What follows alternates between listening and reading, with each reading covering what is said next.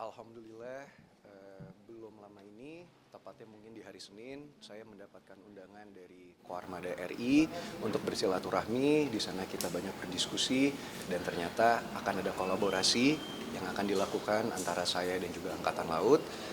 Inisiasinya yang pertama adalah ini, saya alhamdulillah diberikan kepercayaan sebagai duta maritim, dan ini mungkin sedikit menginformasikan kepada teman-teman di luar sana agar teman-teman tidak salah paham atau gagal paham. Duta Maritim ini bukanlah jabatan seperti misalnya letkol atau kolonel, tapi ini merupakan penghargaan yang diberikan kepada saya karena saya diharapkan menjadi corong ataupun bisa menggaungkan program-program Angkatan Laut terutama yang berada di maritim seperti olahraga air, ketahanan pangan, lingkungan, pokoknya segala sesuatu yang berbau dengan pendidikan, kesehatan, dan juga olahraga, karena kebetulan itu juga inline dengan komisi saya di DPR RI, di Komisi 10. Jadi alhamdulillah kepercayaan oleh Panglima Koarmada sebagai Duta Maritim untuk bisa menggaungkan program-program Angkatan Laut ini dan mengajak anak-anak muda untuk bisa lebih melek akan literasi maritim.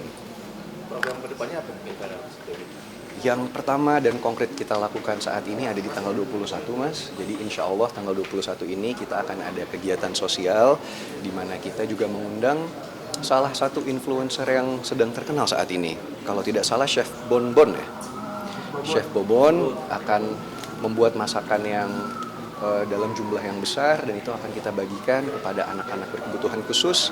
Juga di sana saya sebagai Duta Maritim akan mengajarkan mereka dengan hal yang saya bisa seperti misalnya seni misalnya kita berakting ataupun bentuk seni lainnya, juga mengajarkan mereka bahasa Inggris dan baca tulis. Di mana kan nanti akan dilaksanakan tanggal 21? Akan ada di beberapa tempat, salah satunya mungkin di Kepulauan Seribu.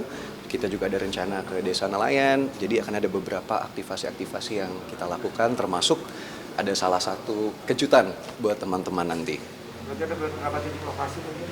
Sejauh ini untuk di minggu depan sudah kita siapkan ada 3 ya, ada 3 giat untuk di hari Senin. Jadi karena kan dilakukan menjadi Duta Maritim, lebih hektik gak sih? Atau mungkin ekstra hektik daripada Komisi 10? Alhamdulillah Mbak, kalau saya melihatnya mungkin Panglima Koarmada RI dan juga Angkatan Laut melihat kinerja saya di DPR RI selama ini seperti apa dan mungkin dianggap layak dan juga fit and proper untuk menjadi Duta Maritim. Jadi ya ini adalah tanggung jawab tambahan untuk saya, tentunya masih inline dengan passion saya juga, yaitu di pendidikan, di olahraga, dan juga di kepemudaan.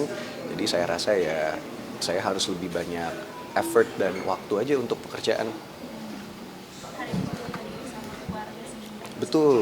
Oh, dan satu lagi, menjadi Duta Maritim ini sedikit menginformasikan ke teman-teman, mohon maaf saya potong Mbak, itu saya sifatnya sukarela dan tidak dibayar atau tidak digaji sama sekali oleh Angkatan Laut.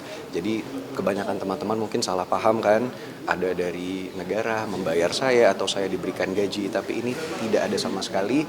Saya secara sukarela menerima jabatan ini tanpa ada biaya apapun.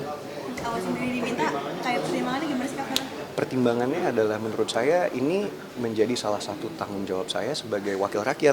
Karena ketika saya disumpah dan saya dilantik, saya sudah berjanji untuk mengutamakan kepentingan negara daripada kepentingan diri sendiri. Jadi saya rasa sebagai anak muda yang alhamdulillah punya influence, saya punya follower, dan saya juga punya media sosial yang bisa dimanfaatkan untuk menggaungkan kebaikan, ya kenapa tidak?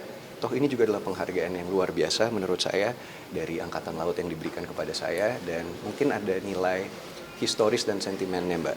Jadi mungkin sedikit dari teman-teman yang tahu, keluarga saya itu banyak yang dari Angkatan Laut. Salah satunya adalah almarhum Eyang Papa. Beliau itu adalah Jenderal Bintang 1 pertama di Indonesia pada saat itu. Dan juga yang mengajarkan saya olahraga, termasuk berenang, pingpong, badminton, apapun itu adalah almarhum eyang saya yang notabene pelaut dulu.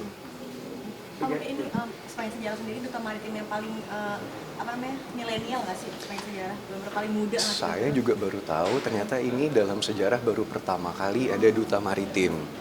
Jadi sebelumnya Angkatan Darat sudah pernah melakukan ini, Angkatan Udara sudah pernah melakukan ini. Nah untuk Angkatan Laut sendiri ini kali pertama.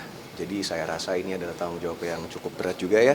Banyak pembuktian dan pekerjaan yang harus saya lakukan. Karena bagi saya ini bukan hanya sebuah simbol atau bukan hanya sebuah jabatan yang dikasih. Tapi ini adalah panggilan hati dan bentuk pengabdian dan pembuktian saya terhadap tanggung jawab yang dikasih ini. Kan berarti bisa dibilang Eyang itu menjadi role model kamu juga nggak sih di saat dulu, dan dulu pernah jadi itu cita-citanya pengen jadi maritim nggak sih? Betul, Militer. menjadi ini abdi negara maksudnya Mas. Iya, iya. Mungkin kalau masalah almarhum Eyang Papa saya, beliau itu adalah sosok yang menurut saya adalah antitesa dari bayangan kita terhadap aparat penegak hukum gitu, ataupun tentara Indonesia. Karena Eyang Papa saya itu orangnya sangat sabar, pendiam, betul-betul very down to earth. Mungkin kalau teman-teman melihat sosok Papa Ivan sekarang, Eyang Papa saya itu 10 kali lipat lebih tenang, lebih sabar daripada Papa Ivan. Jadi growing up, tumbuh besar, saya itu melihat bagaimana almarhum Eyang Papa itu orangnya sangat disiplin, dan itu saya tadi juga bicara dengan Panglima Koarmada RI di Angkatan Laut ini, mereka memiliki etika dan etiket di mana kalau ada undangan itu 30 menit sampai 15 menit sebelum acara dimulai, mereka sudah harus hadir, sudah harus siap, dan sudah harus dengan etiket terbaik mereka. Jadi hal-hal seperti itulah yang saya lihat tumbuh besar ketika saya kecil dahulu kala. Kalau didaulat menjadi duta maritim pertama pasti sangat spesial. Dan pasti kamu harus bertanggung jawab kepada negara lagi. Itu seperti apa? Ya, seperti yang saya katakan sebelumnya, ini secara historis, secara sejarah ini pertama kali ada duta maritim, jadi tanggung jawabnya tentu sangat besar. Tadi saya juga langsung banyak sharing dengan Panglima Koarmada, kira-kira aktivasi-aktivasi dan planning apa yang bisa kita lakukan yang konkret dan efektif, terutama kalau ini tujuannya adalah merangkul milenial dan Gen Z. Yang paling efektif itu apa untuk kita bisa berdialog dan berkomunikasi sama mereka. Jadi kita langsung mulai start kerja dari Senin depan, tanggal 21. Karena nanti kan ada beberapa kunjungan ke beberapa tempat, ada lokasi yang diprioritasi seperti mungkin yang penduduknya kurang mencukupi segala macam. Tentu. Seperti yang saya bicarakan tadi, prioritasnya adalah tentu karena duta maritim, kita akan fokus ke daerah-daerah maritiman. Dan seperti yang kita ketahui, Indonesia ini 2/3 itu ternyata adalah laut, kawasan laut. Jadi titik-titik yang kita fokuskan adalah tentu yang berada di berada di lingkungan maritim, dan untuk titik pertama yang kita kunjungi tidak jauh dari tempat kita saat ini, ada di Kepulauan Seribu.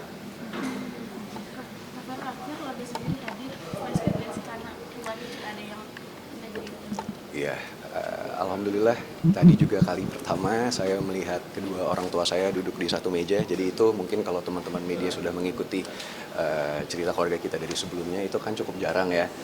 Meskipun pelantikan DPR RI waktu itu mereka juga tidak di satu meja, dan alhamdulillah pada hari ini kita semua bisa berkumpul sebagai keluarga menerima undangan dari keluarga baru saya di Angkatan Laut.